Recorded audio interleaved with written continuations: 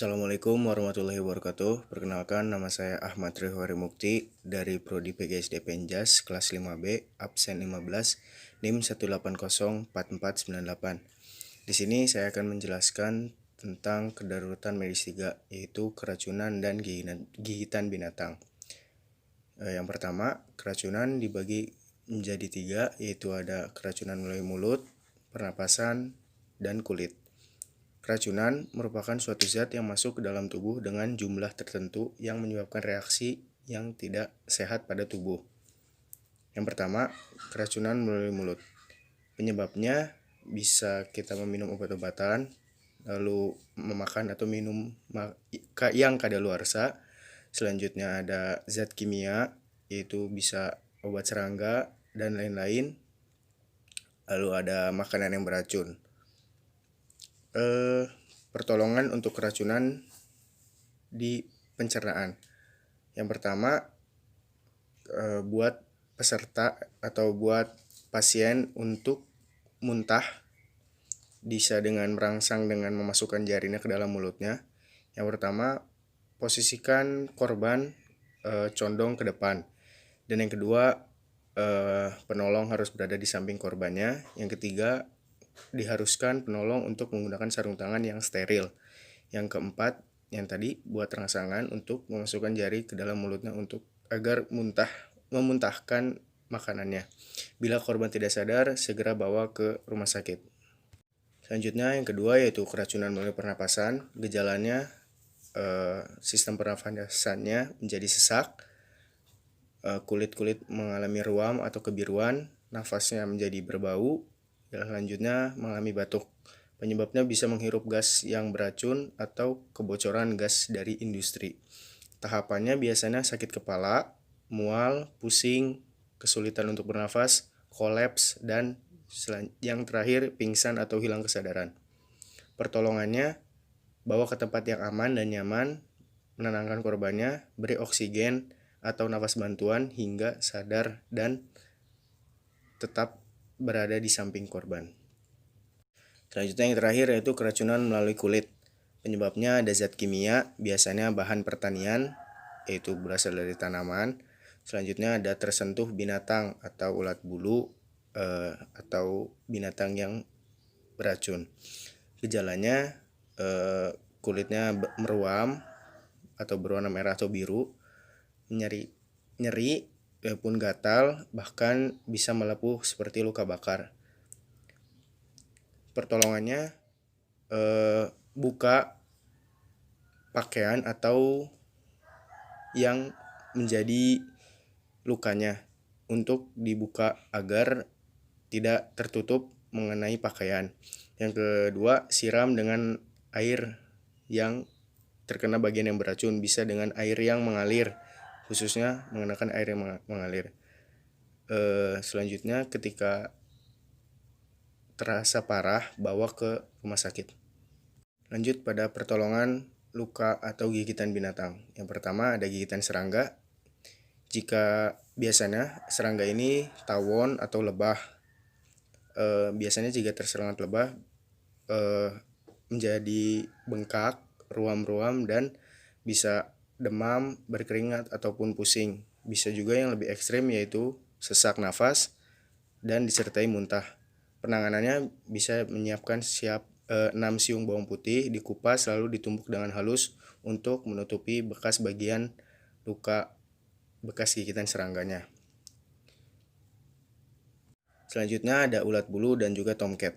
Ulat bulu biasanya bersihkan dulu sisa-sisa ulat bulu ke dalam rambut atau menggosok-gosokkannya ke rambut, dan jangan pernah menggaruk bagian yang terkena ulat bulu.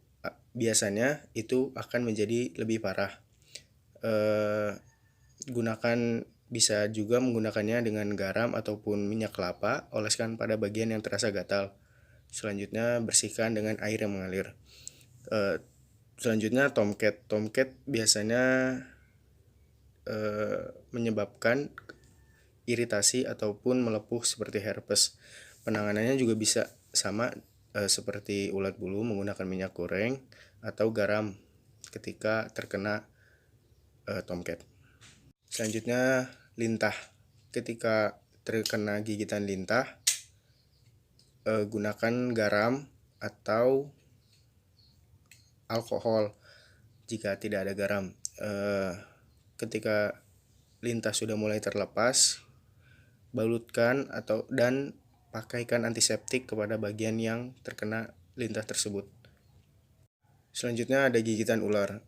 Biasanya terkena gigitan ular pasti merasakan nyeri yang hebat, merah seketika di sekitar luka.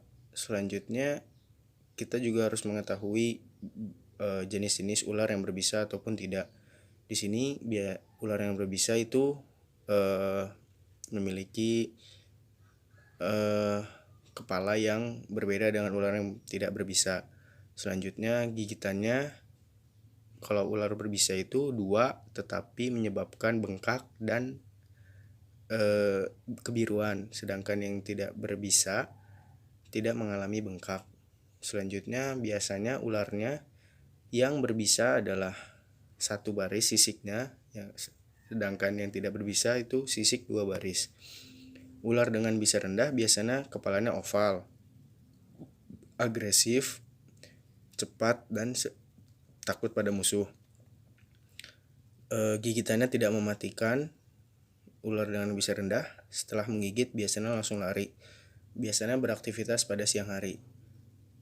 Selanjutnya, ular yang memiliki bisa tinggi itu kepalanya cenderung segitiga, gerakannya lambat, tenang, dan penuh percaya diri.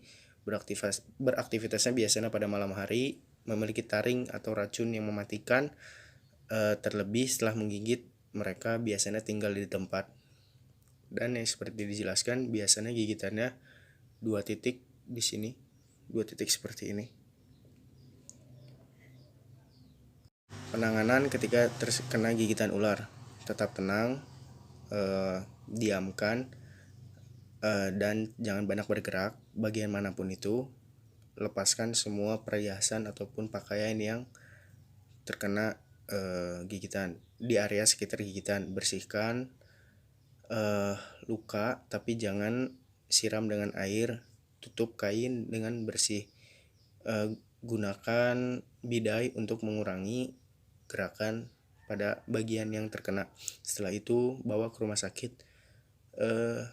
Jangan pernah melakukan hal-hal yang tidak kita ketahui, karena bisa menyebabkan efek yang fatal.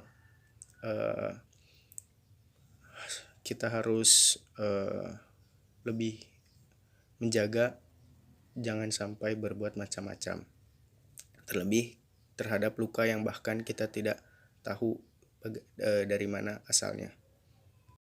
Yang tidak boleh dilakukan pada saat terkena gigitan ular yaitu tadi yang dijelaskan, memanipulasi, yaitu seperti menghisapnya dan mengeluarkannya dengan cara disisap. Itu tidak dianjurkan karena racunnya atau bisanya bisa masuk ke dalam mulut dan tertelan. Itu akan menyebabkan lebih parah lagi. Atau menyayat kulit untuk mengeluarkan bisa dari gigitan ular tersebut, itu tidak dianjurkan.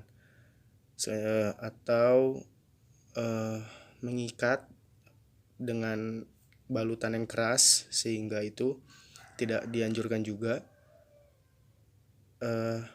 Minum minuman alkohol ataupun kopi, dan yang terpenting jangan mencoba mengganggu ular yang sedang diam, karena sesungguhnya ular itu jikalau tidak diusik maka tidak akan menyerang kita.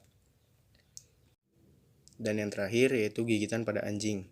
Biasanya terkena gigitan anjing akan bengkak ataupun mengalami merah-merah. Biarkan saja darahnya mengalir untuk sementara dan membiarkan kumannya keluar dari luka tersebut. Bersihkan dengan air bersih yang mengalir. Beri antiseptik berulang-ulang kali karena lebih efektif membunuh kumannya di awal atau di menit-menit awal. Perlakukan luka tersebut sebagai terbuka, maksudnya jangan dibalut, dibuka saja agar terkena angin atau cepat kering. Selanjutnya bawa ke rumah sakit atau ke dokter untuk mengetahui keadaan lebih lanjut. Mungkin cukup sekian yang bisa saya sampaikan. Ketika kita terkena gigitan ular maupun gigitan anjing, jangan pernah melakukan hal-hal yang tidak kita ketahui atau bahkan kita tidak mengalami atau mempunyai ilmu terhadap atau ahli di bidangnya. Mungkin cukup sekian yang bisa saya sampaikan. Kurang lebihnya mohon maaf. Wassalamualaikum warahmatullahi wabarakatuh.